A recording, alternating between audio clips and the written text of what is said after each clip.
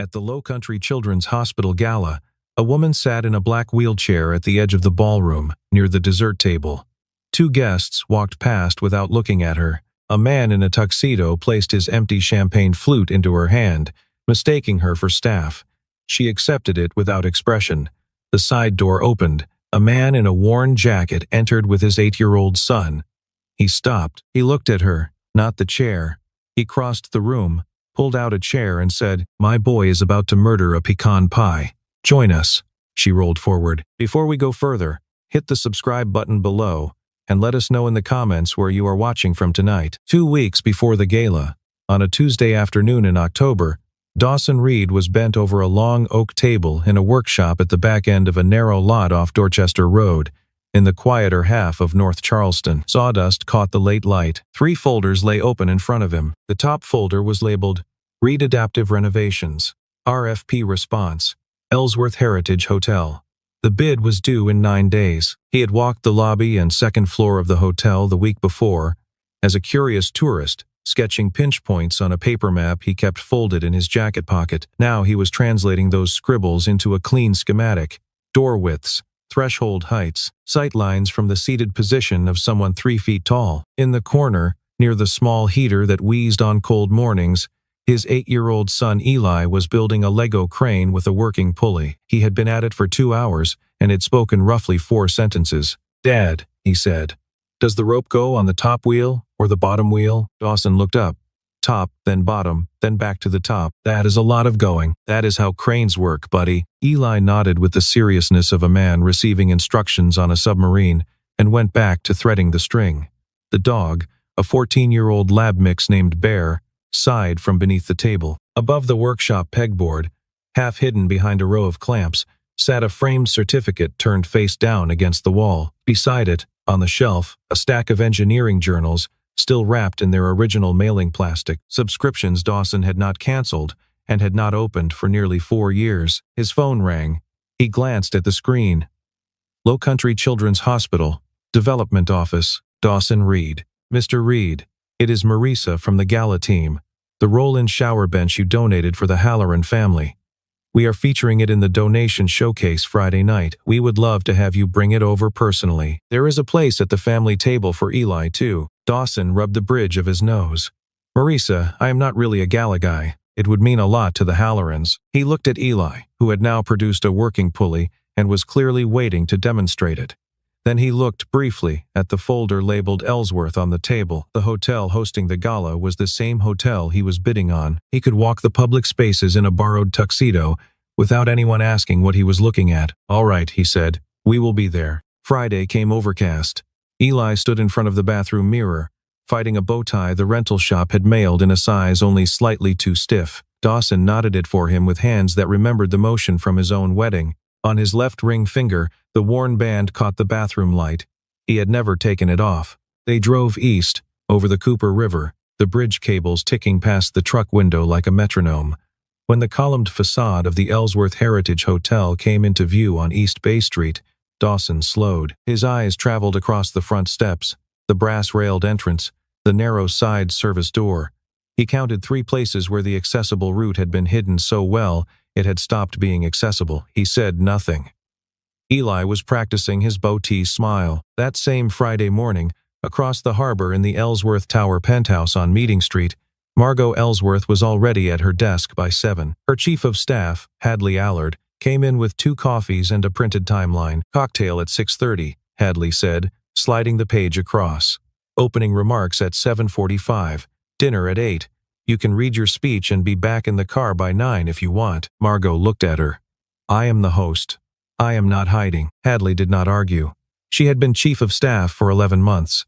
She had learned which battles Margot lost gracefully and which she did not lose at all. For half a second, while Hadley reviewed the donor seating chart, Margot was not in the penthouse. She was in the cabin of a 30-foot sailboat off Sullivan's Island, 6 years and 2 months earlier, hearing the wrong sound, feeling the boom swing the wrong way, watching the white sail eclipse the August sun. Then she was in a hospital ceiling tile, counting the holes. Then she was back in the penthouse, and Hadley was asking whether she wanted the lavender suit or the navy. "Navy," she said. She had been chief executive for 14 months. Gallus remained the hardest spaces, not because of the wheelchair, but because of the way Charleston society looked through her when she entered a room. She had developed a habit. 15 minutes before her speech, she would peel away from the donor cluster and roll to a quiet corner near the dessert tables. She called it reading the room. It was also, she knew, hiding in plain sight. That night, she did exactly that. In the 12 minutes she spent at the edge of the ballroom, 3 people mistook her for staff. One handed her a coat. One asked where the restroom was. The third, a man in a tuxedo holding a champagne flute by the rim, set the empty glass into her hand without looking down, and kept walking. She had just settled the glass on the table beside her when the side door opened. The man in the worn jacket walked in carrying the shower bench wrapped in protective plastic. He handed it off to a coordinator. Then he turned and saw the moment. The empty glass.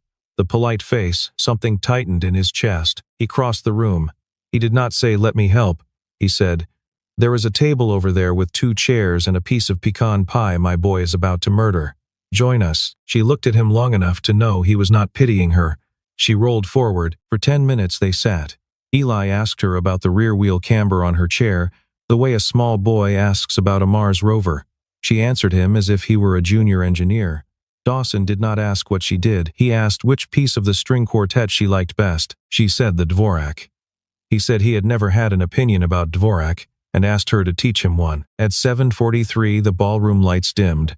The master of ceremonies stepped to the podium. "Ladies and gentlemen, please welcome our gracious host this evening, the Chief Executive Officer of Ellsworth Hospitality Group, Margot Ellsworth." The room turned. Heads found their table. Margot set her napkin down. "Excuse me, gentlemen," she said, and rolled toward the stage. Dawson did not move. Eli, mouthful of pie, looked up. "Daddy, was that her?" Dawson did not answer. He was watching the chair roll away from him. His eyes had found the small machined logo on the rear frame. He knew that logo. He had drawn it. The letters etched into the aluminum read M Active 03/D.R. Saturday morning came too early.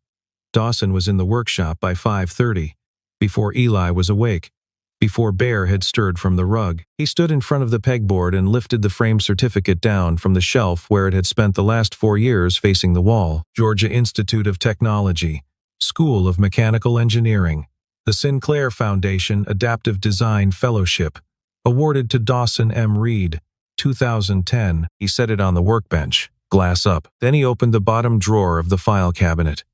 He had not opened it since the spring he moved out of the company apartment in Atlanta. Inside, hardbound notebooks, sketch pads, a stack of patent filings paper clipped together. The top filing was titled Active Frame Wheelchair System. Application 14-8-82-401. Inventor, D. Reed. He sat with the folder on his lap for a long time. Pieces came back, not in order. 2013. The porch in Decatur. Hannah on the wicker swing with the diagnosis still folded in her purse, saying, "Just promise me you will keep making things, Dawes." 2014. The lab at Meridian Mobility. The prototype frame on a test rig. The engineering team passing him a marker so he could sign the first clean drawing. 2015.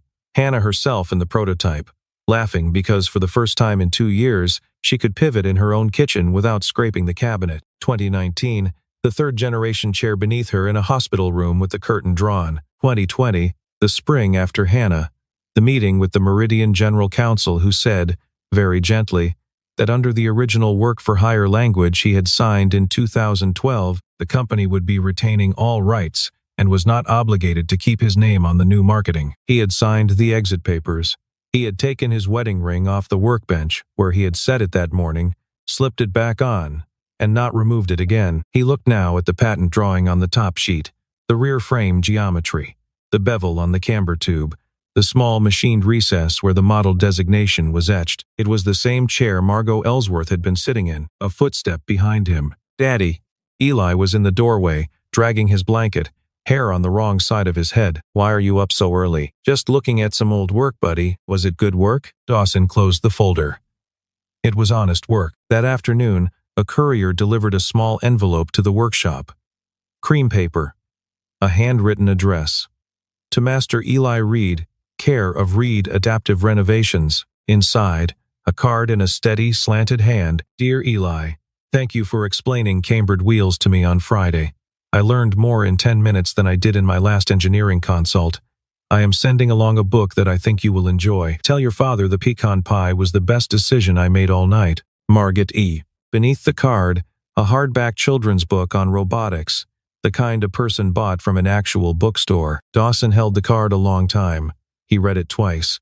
Then he walked back to the bench and slid the M-Active patent folder into the drawer. He did not change a single number on the bid that was already in Margot's RFP. He did not add a line about Georgia Tech or Meridian or who had designed the chair beneath her.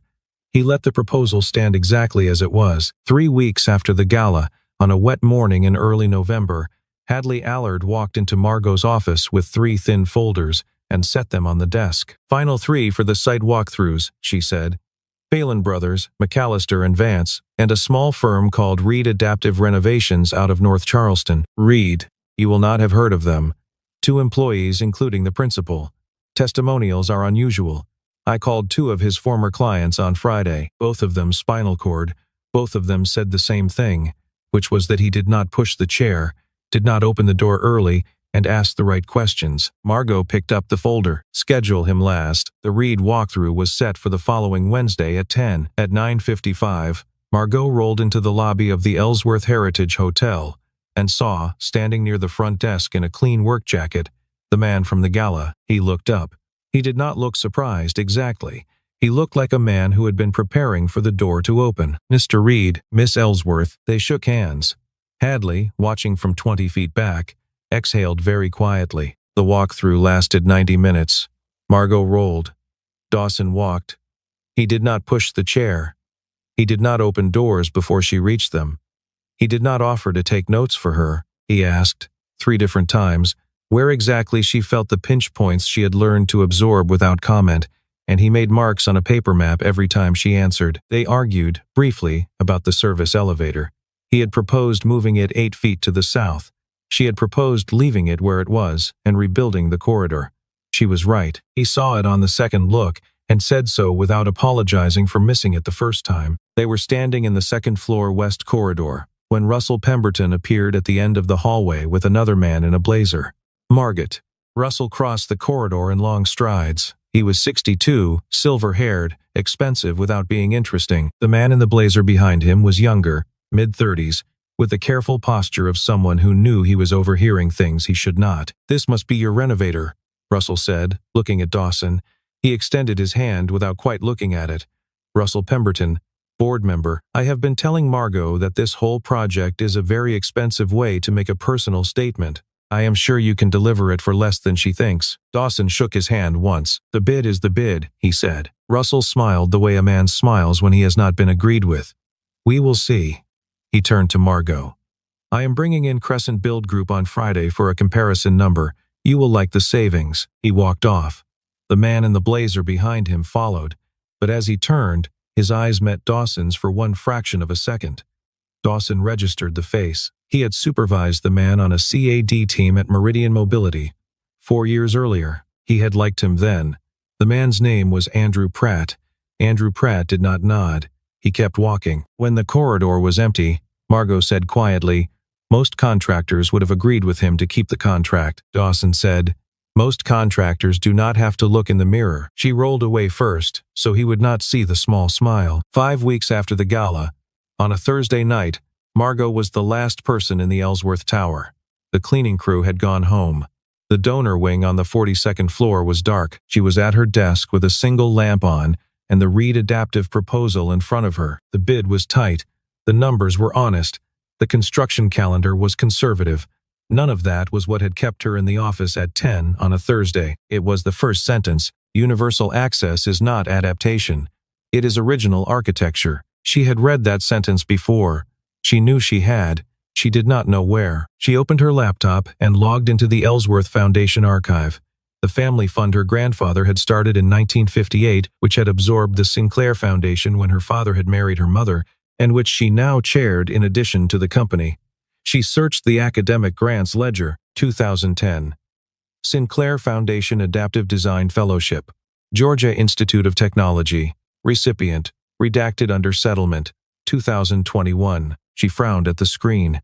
Redactions in the family ledger were rare, and usually meant a legal entanglement that had outlasted whoever had cared about it. She switched to the academic database she had paid for in her recovery year. She searched the fellowship by year and discipline. She found a dissertation. The author was not named. The first sentence of the abstract read, "Universal access is not adaptation, it is original architecture." She closed the laptop. She did not search further. She had decided, in the time it took to slide the screen down, that she wanted to hear the rest from him. She rolled to the window. The Cooper River bridge cables made a long curve of light against the dark sky. She had read that abstract once, when she was 25 at Georgetown. A boy she had known then, the younger brother of a girlfriend, had used a wheelchair. She had been looking on his behalf.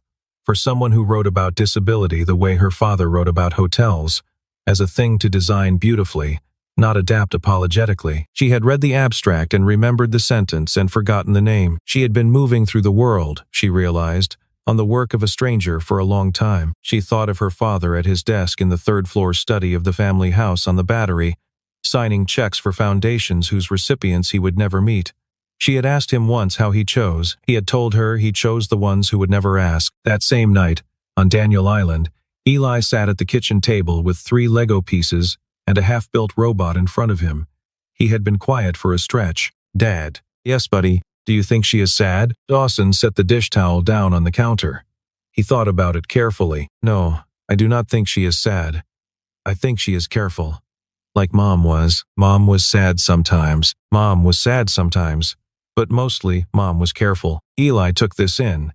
He picked up a small motor and snapped it onto the base of the robot. "I think Margot is careful too," he said. Dawson rinsed the dish. He did not turn around right away. He was not sure his face was prepared. In the silence of his workshop later, with the proposal printout in front of him and Hannah's photograph on the shelf, he understood that he had not put the certificate back face down. It was still on the bench, glass up.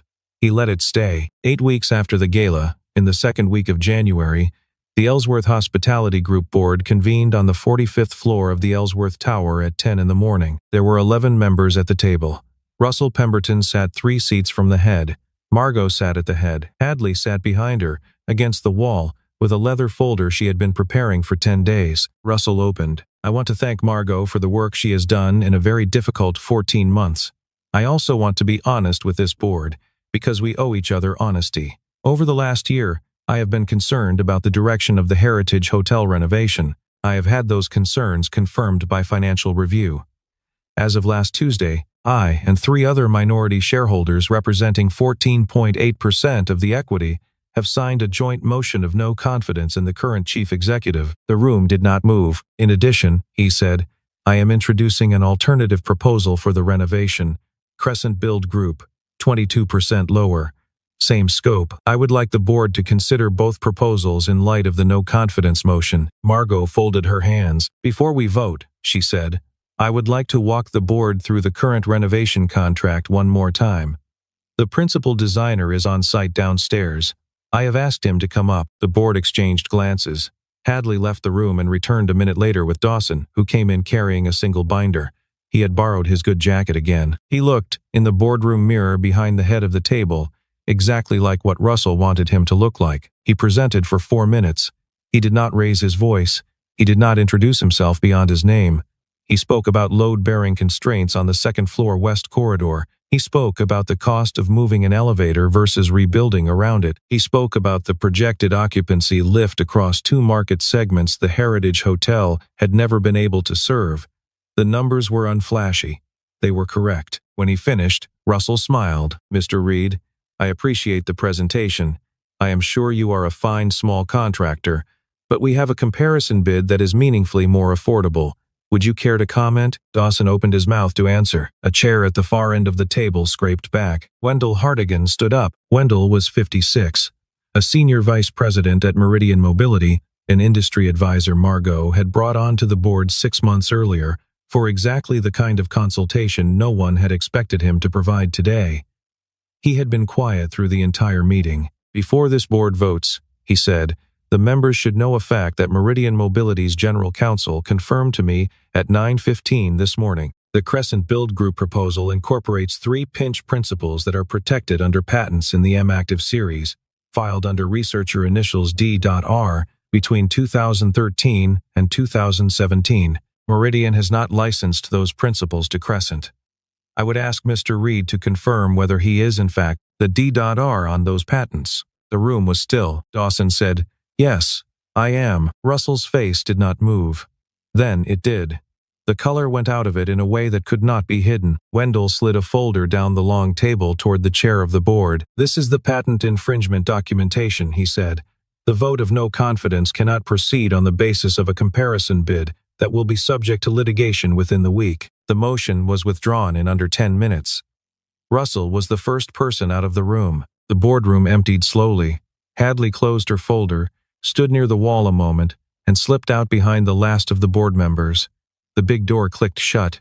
The fluorescent light hummed. Margot and Dawson were the only two people left at the long table. Margot did not say thank you. She said, "You sat at my table that night. You sat at mine." For a while, neither of them spoke. The Charleston light was coming through the long west window in a flat winter wash that turned the room the color of old paper. "How long," she finally asked, "have you known I was sitting in your chair?" "Since the gala." "You did not say." "It did not seem like mine to say." She looked down at the rear frame of her own chair, the brushed aluminum where the small etching was hidden under her elbow. "My father commissioned it," she said, "through Meridian, in 2019. After my accident, he never told me who designed it. I think he did not want me to feel that I owed anyone anything." Dawson nodded slowly. "He funded my fellowship at Georgia Tech in 2010. Sinclair Foundation." "I know. I found the redaction last week. I knew the sentence in your proposal before I knew the name." "What sentence?" "The first one. I read your dissertation when I was 25. There was a boy in my class at Georgetown who used a chair. I was looking for something to read that did not talk about him as if he were broken. I found you. I never knew your name because the publication used initials. I remembered the first sentence." Dawson set his hands flat on the table. "My wife," he said. "Hannah. She had MS. She was the one who told me to keep making things. I designed the first frame for her. I designed the third generation for her too, although by then she was too sick to use it for long. She tested the brake tension herself, even when her hands could only close halfway. She wanted the data clean. She would not let me grade her grip out of pity. The chair," she said toward the end, "was the only thing in our house that did not lie to her." Margot did not look away. "I am sorry. So am I. For your accident. I have stopped being sorry for it. Mostly." A pause. "I have stopped too," he said. "Mostly." He moved his hand a little closer to hers across the surface of the table. He did not touch her. He let his hand rest where it could be reached. She did not move hers away. For the second time in 2 months, they sat together without speaking. When Margot finally rolled out into the corridor, Eli was sitting on a leather bench by the elevator with Hadley, swinging his feet, eating a wrapped peppermint from the reception desk. Hadley had a coffee in one hand and a tissue she had not yet used in the other. Eli looked up. "Hi, Margot." Eli. "Do you think you might come over for spaghetti sometime?" Hadley looked at her coffee. "That is a serious invitation," Margot said. "My dad makes really good spaghetti. He puts a little bit of cinnamon in it, which sounds weird, but it is good." "That does sound weird," Margot said. "And good." Hadley let one corner of her mouth move. At the far end of the corridor, by the elevator bank, Wendell Hartigan was waiting with a topcoat over his arm. Dawson came out of the boardroom, and they met by the elevator without quite shaking hands. "Should have called you years ago," Wendell said. "I would not have answered." "I know." The elevator opened. Wendell stepped on alone, gave Dawson one short nod, and let the doors close. 3 months later, the Ellsworth Heritage Hotel was a construction site. The second-floor west corridor was open to the studs. The service elevator stayed where it was, but its shaft had been reframed to take a wider car. The lobby was a maze of plywood barriers and signs that said "Watch your step." Margot had developed a new habit. Every Thursday evening, after the contractors had gone home, she came by the hotel in jeans and a denim jacket with a paper cup of coffee from the place across the street. Not as the chief executive. As Margot, Hadley did not come with her. Dawson met her at the side door each week. Eli came when school did not have anything else to ask of him. The boy had been given a small construction helmet and a tape measure of his own, and had begun to operate the laser level under supervision. Dawson had taught him how to call out a reading. Eli had taught Margot how to fold a paper boat that would float on the cooler water at the bottom of the elevator pit. The Pemberton suit was still on a desk somewhere. It would be dismissed in May. Russell had filed it. His lawyers had filed in response, and the local press had attempted twice to turn the story into a romance. Both Margot and Dawson had declined to comment in language so flat that the third attempt had not been made. One Thursday, the rain came hard around 6. Eli, helmeted, looked up at Margot and said, "You should come over for spaghetti." Margot looked at Dawson. "He is being literal," Dawson said. "He has been waiting for the right rain." 3 days earlier, Dawson had built a low cedar ramp at his front steps. He had not told her about it. He had not told anyone about it. She rolled up the ramp easily. They ate pancakes for dinner. Eli's choice. Dawson did, in fact, put a small pinch of cinnamon into the batter. Margot tasted it, raised one eyebrow, and ate 3. Eli, halfway through the second pancake, fell asleep with his cheek on his forearm. Dawson stood without speaking, went to the couch, came back with a small wool blanket, and laid it across the boy's shoulders without lifting his head. Margot watched him do this with the careful concentration she had brought to the academic database the week she had decided to wait. Dawson and Margot sat at the kitchen table without speaking for several minutes. The rain on the porch louder than either of them. "I have never had pancakes for dinner," she said. "That is because no one has ever loved you correctly." He heard himself say it. He did not look away. She did not look away either. The rain went on. The dog made a slow circle and lay down on Eli's feet under the table. When Margot left, an hour later, she did not stay the night. She did not need to. She put one hand on Eli's shoulder where his head lay on his arm. She put the other, just for a moment, on the inside of Dawson's wrist where the pulse was. She did not say anything. He did not say anything. She rolled back down the cedar ramp into the wet street, and the porch light caught the rain on the spokes of her wheels. After she had gone, Dawson lifted Eli without waking him and carried him to bed. He sat for a long time on the edge of the boy's mattress watching him breathe. Then he went out to the workshop and turned the framed Georgia Tech certificate around so that for the first time in 4 years, it faced the room. 1 year after the gala, on the 3rd of October, the renovated Ellsworth Heritage Hotel opened to the public. The press preview was held in the new ballroom on a clear Carolina evening that smelled of harbor salt and live oak. There were 220 guests, including several donors who had been at the previous year's Children's Hospital Gala and were trying, without success, to pretend they had no memory of the woman in the wheelchair near the dessert table. Margot delivered the opening remarks from a low stage built at her height. She thanked the construction team, the design partners, the architecture firm of record, and the longtime staff who had stayed through 15 months of plywood. She did not thank her board. Then she said something that had not been on the printed program. "There is one person I would like to ask up here tonight who has been listed in the credits as lead accessibility designer. He would have preferred to remain in the credits. I am asking him up anyway. Mr. Reed." Dawson, standing near the back of the ballroom with Eli on one side of him and Hadley on the other, did not move. Eli, who had been waiting his entire life for this moment without knowing it, put 2 small hands on the small of his father's back and pushed. Dawson walked forward. He stepped up onto the low stage. He stood next to Margot. He looked at the microphone for a long second. "A building is worth what it lets people move through," he said. "Tonight, this one is finally worth what it cost." He stepped back. The room stood. The clapping took some time to find its end. It did not stay at one volume. It rolled forward from the front tables, hesitated, came back stronger from the back, and finally settled into the steady kind that meant the room had decided what it was clapping for. Dawson kept his eyes on the same point on the back wall the whole time. At a table at the back of the ballroom, Russell Pemberton sat next to a woman who had not asked who he was. He had been invited as a courtesy. He was still a minority shareholder. He had been very quiet for months. He stood, finished his water, set the glass back on the white linen, and walked out of the ballroom without making a scene. The exit was, in its way, the most adult thing he had done in 18 months. Margot stayed on the stage. She put out her hand. Dawson took it. She did not let go through the rest of the ovation. She did not let go when the band returned to the stage.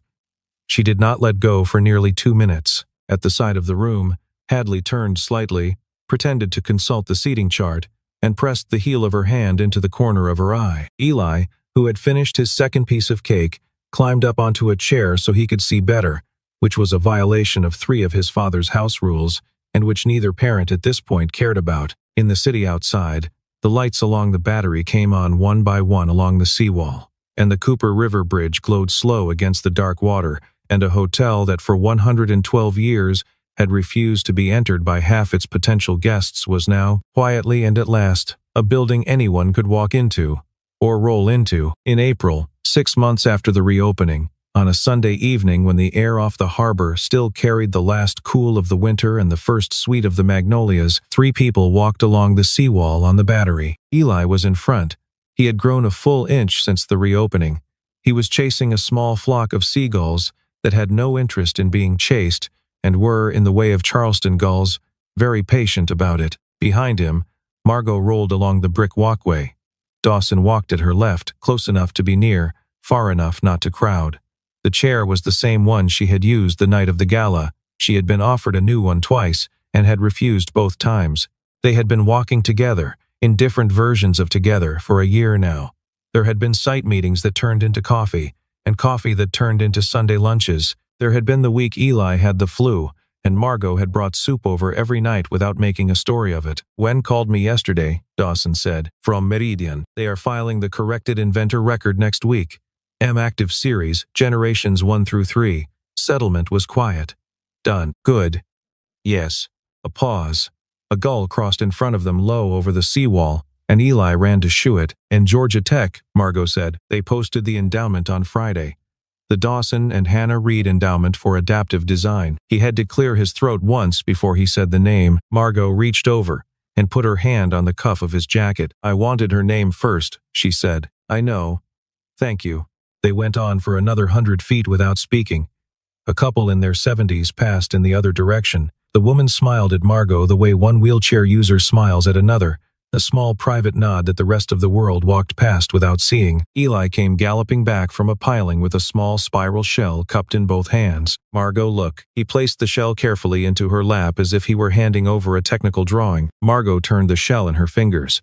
She closed her hand around it. She stopped the chair. Dawson stopped beside her. He bent down, not because she needed him to, but because somewhere in the last 15 months it had become the way they spoke to each other when something mattered. His face was now level with hers. "I never asked to be invited to anyone's table," she said. "Neither of us was looking for one." She looked at him. "I am still not asking. I know. I am just staying. I am here." Some mornings, Margot still woke up in the recovery year of 2018, the August sun on the wrong side of the bedroom window, and had to walk herself back through the calendar to today. The walk back had gotten shorter. The room she was walking back to had warmer light. The harbor light went orange behind the masts of the moored boats. Eli, 12 feet ahead, had found a second shell and was waiting for permission to bring it. Somewhere a church bell on Meeting Street rang the half-hour. Margot put the first shell in the pocket of her jacket. Dawson straightened. They went on along the seawall together, the boy ahead, the man at her left side, the woman in the chair her late father had ordered for her without ever telling her who had built it. He had not been the one inviting. She had not been the one waiting. They had only, somehow, ended up at the same table and stayed.